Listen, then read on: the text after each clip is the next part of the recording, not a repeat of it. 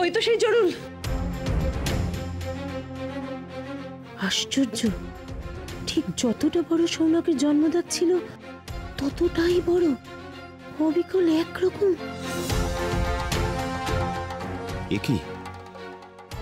এ কি করে সম্ভব?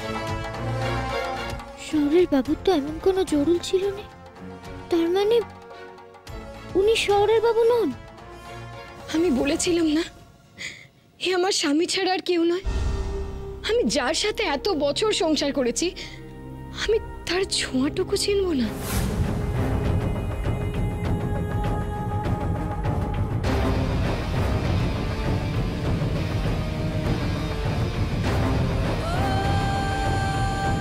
এ কি করে সম্ভব?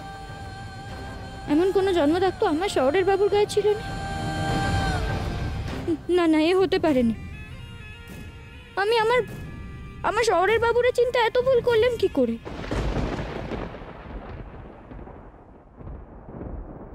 আমার বিশেষ ভুল।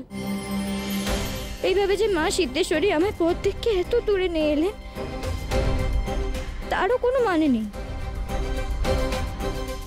তবু কি ভাবলাম আমি যে অন্য একজন লোকে আমার শহরের বাবু ভেবে বসলেন। দেখেছো সবাই, আমি বলেছিলাম না? দেখো, ওরা বলেছিল, ওরা আমার ছেলেকে সন্দেহ করছিল। আমি বলেছিলাম না? দেখো দেখো তোমরা। মা তুমি চুপ করো। দেখো দাদাভাই গভীরভাবে ঘুমোচ্ছে। না, আমি চুপ করবো না। ওরা অনেক কথা বলেছিল, আমার ছেলেকে নিয়ে ওরা অনেক কথা বলেছিল। যে ব্যাপারে নিশ্চিত নয় সেই প্রসঙ্গে এনে এভাবে অপদস্থ করালি কেন? বোঝ এবারে। তবে আমি কিন্তু নিশ্চিত না এটা। ভাই, কোথায় যাচ্ছ? দাঁড়াও, দেখে যাও আমার খোকাকে। শান্তনা, অত উত্তেজিত হয়েও না, খোকার ঘুম ভেঙে যাবে। আস্তে আস্তে আস্তে। মায়ের মন কখনো ভুল বলে না, বুঝেছো? স্ত্রীর মনও তো ভুল বলে না মা। হ্যাঁ মা, তা তো বটেই।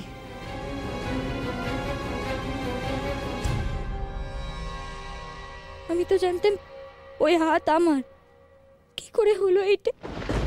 আজ রাতে আমাদের বাড়ির মা কালী ভাসানের পর যে খাওয়া দাওয়া হয়, সেই খাওয়া দাওয়ার সঙ্গে আমার ছেলে ফিরে আসার আনন্দে মহাভোজ দেওয়া হবে। নিশ্চয়ই হবে শান্তনা, নিশ্চয়ই হবে। সারা গ্রাম নিমন্ত্রিত হবে। শঙ্কর, সারা গ্রামের মানুষকে গিয়ে এখনই নিমন্ত্রণ করে এসো। দেখো কেউ যেন বাদ না যায়। এক্ষুনি যাচ্ছি বড়বাবু।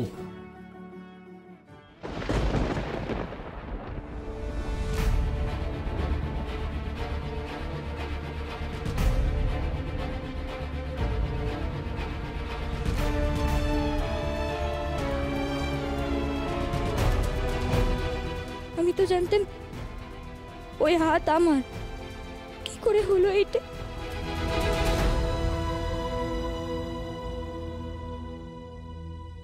তোর চোখে জল কেন রে? আমাদের কুমার বাহাদুর ফিরে এসেছেন, সেই আনন্দে তোর চোখে জল?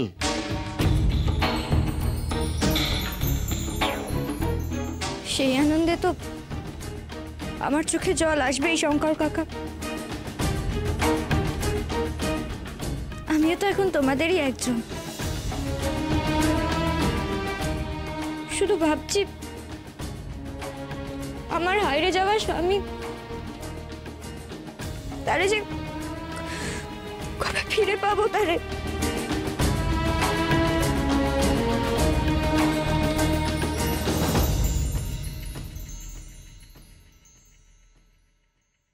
আজ তুই যোগ্য স্ত্রীর মতো শত্রুদের মুখের উপর জবাব দিয়েছিস মা।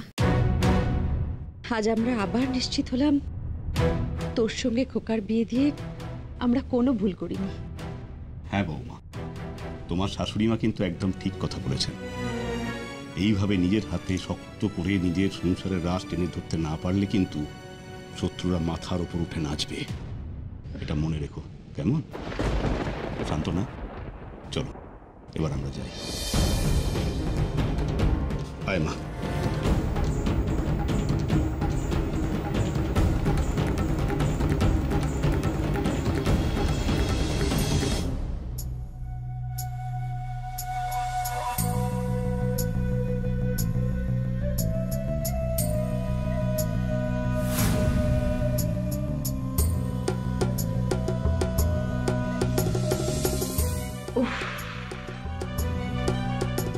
কি মোক্ষম সময় আমি তোমায় ঘুমের ওষুধটা দিয়েছি। তুমি ঘুমিয়ে পড়লে তুমি জানতেও পারলে না যে তুমি কখন সৌনক হয়ে গেলে।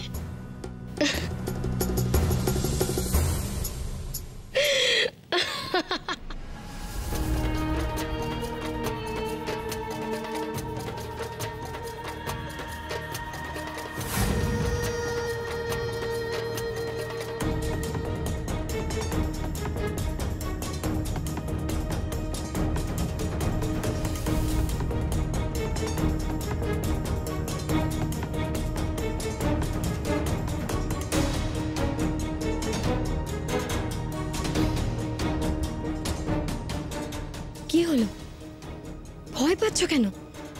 শোনো, ডাক্তারবাবু না তোমাকে এটা দিতে বলেছে।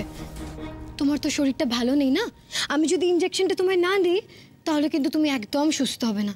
এটা তো তোমায় দিতেই হবে, বলো। আমার কথাটা শোনো, আমি যেটা বলছি শোনো, দাও।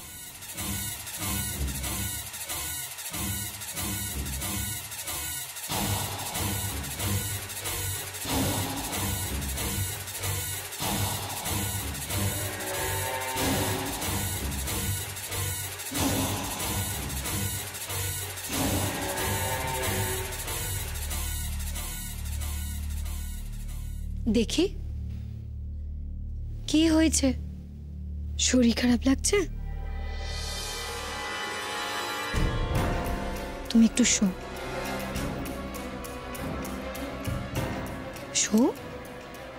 দেখি, পাটা তোল।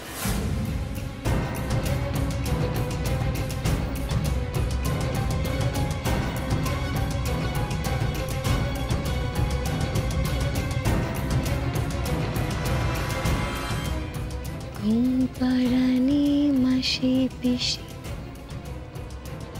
আমার ঘরে এসো, খাট দেব পালং দেব, এনার চোখে বসো।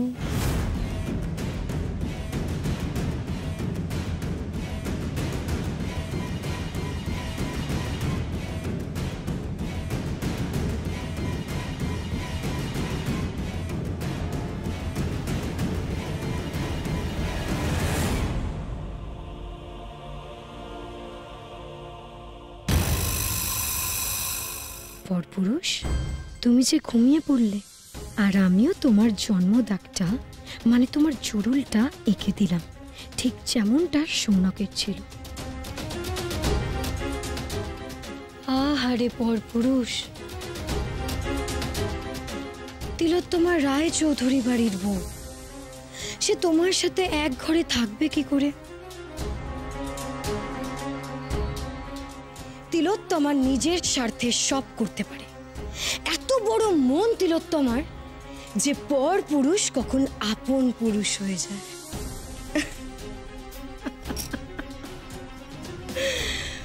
মিষ্টিটা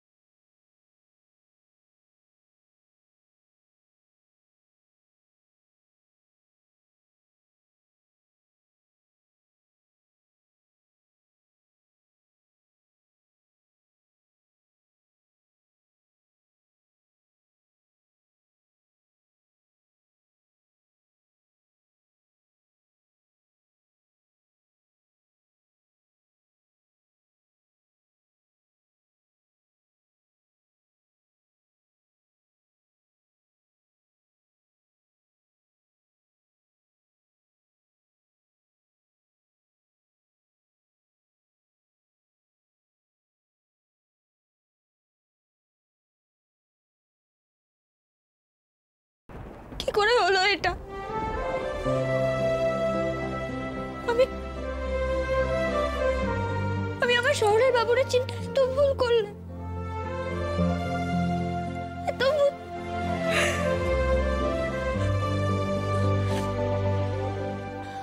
কিন্তু তাহলে আমার শহরের বাবু কোথায়? আমার শহরের বাবু কি করে খুঁজবো আমি তার? কি করে বাড়ি ফিরে নিয়ে যাবো? আমি তার বাড়ি ফিরে নিয়ে যেতে না পারলে কি বলবো? কি বলবো বাড়িতে সবাই? আমি আমার শহরের বাবুরা হারিয়ে ফেলেছি।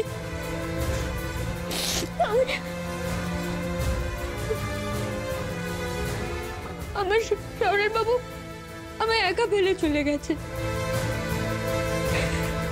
কোথায় চলে গেলেন আপনি শহরের বাবু?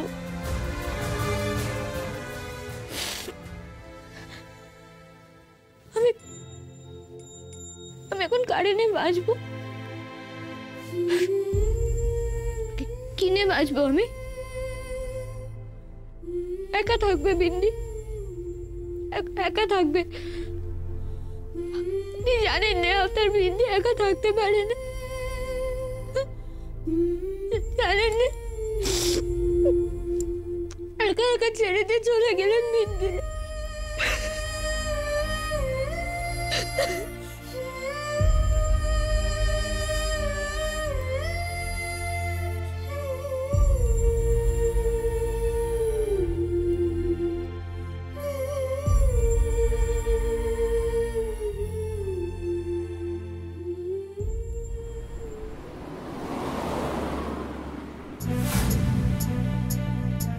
সব হারালাম আমি। সীমন্তিনী গুহরায় এত সহজে সব হারাবে কি করে হয়? আর এই সব কিছুর জন্যে রেখা দায়ী, সব কিছুর জন্যে। আমি বাইরে আর রেখা ওই বাড়িতে রয়ে গেল। আমাকে বাড়ি ছেড়ে এভাবে আলাদা আলাদা থাকতে হচ্ছে। আমার মতো যেদিন রেখার সব হারাবে সেদিন আমি সব থেকে বেশি খুশি হব।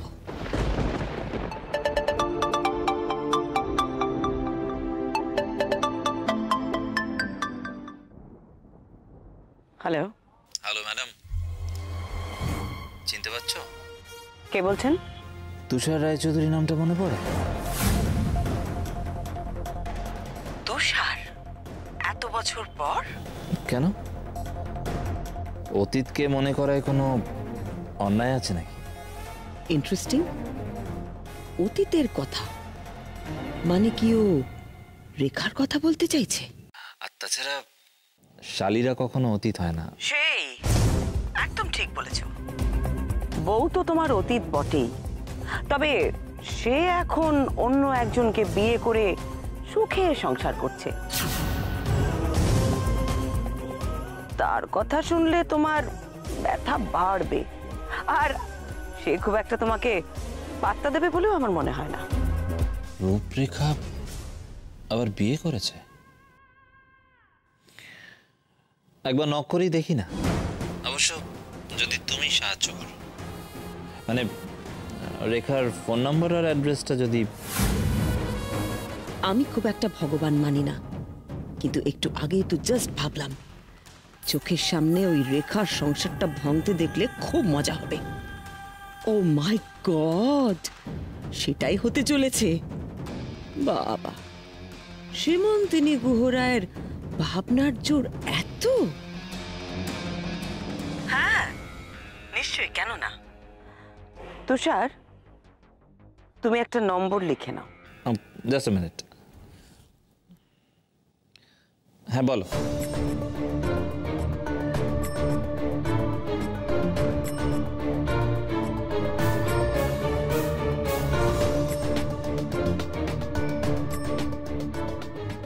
ওকে, থ্যাংক ইউ।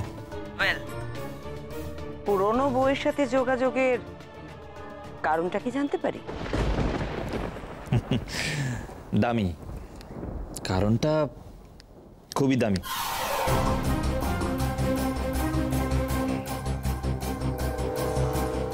দামি সম্পত্তি তো আমি আদায় করেই ছাড়বো দাদা, হয় এভাবে নয় ওভাবে। দরকার হলে রেখাকে এনে হাজির করবো এই বাড়িতে। সোজা পথে ঘৃণা বেরোলে আঙুল বাঁকাবো। রূপরেখা দেবী, ধরে নাও না আজ থেকে আমি তোমার প্রেমে পড়লাম।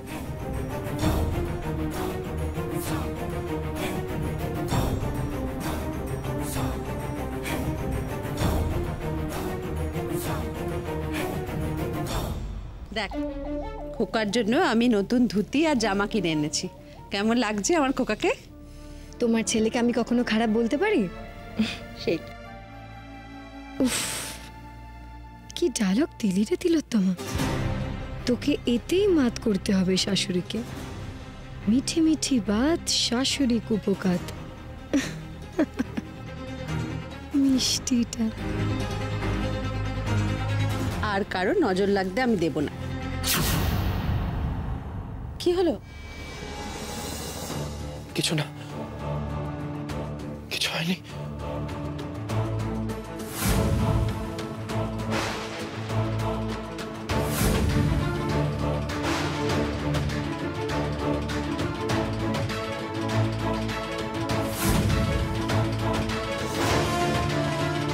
কি রে খোকা, কি হলো?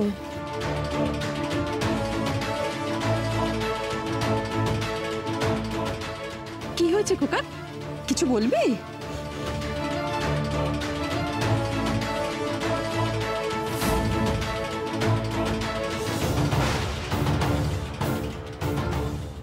খোকা, কি হয়েছে বাবা? কিছু বলবে মাকে? এমন করে মায়ের দিকে কি দেখছো?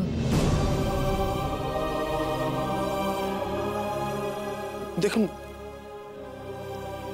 আপনারা বলেন আমি নাকি এ বাড়ির ছেলে, আপনারা আমার নিজের লোক,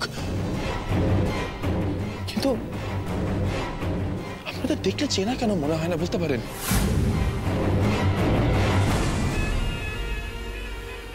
এই রে সর্বনাশ, এই কথা বলছে কেন লোকটা? এই যে সৌনক নয় সে কথা কেবল আমি জানি, আর কাউকে তো জানতে দেওয়া যাবে না। আমার চোখের সামনে না আমি কিছু দেখতে পাই, আবছা কিছু দৃশ্য দেখতে পাই, সেখানে কিছু মানুষের মুখ দেখতে পাই, কিন্তু সেখানে আমি আপনাদের পাই না কেন? আমি তোর মা বাবা। ওকে, কি কার কথা বলছিস তুই? কাকে দেখতে পাস তুই? তুমি কাকে দেখতে পাও বলো তো? এই দেখো, আমরা সবাই তো তোমার আপনজন, আমি তো তোমার স্ত্রী।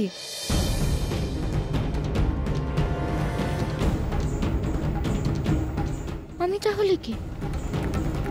আমি যে মনে প্রাণে জানতাম আপনি শহরের বাবু আর আমি আপনার বিন্দি, কিন্তু এ কি হলো? ছি ছি।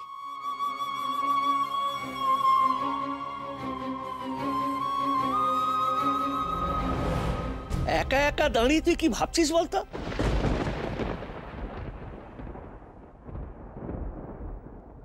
আমায় যেতে দাও শঙ্কর কাকা, চলে যাই আমি। কেন চলে যাবে? কেন? কি অসুবিধে হচ্ছে তোর এখানে? আর থেকেই বা কি হয়?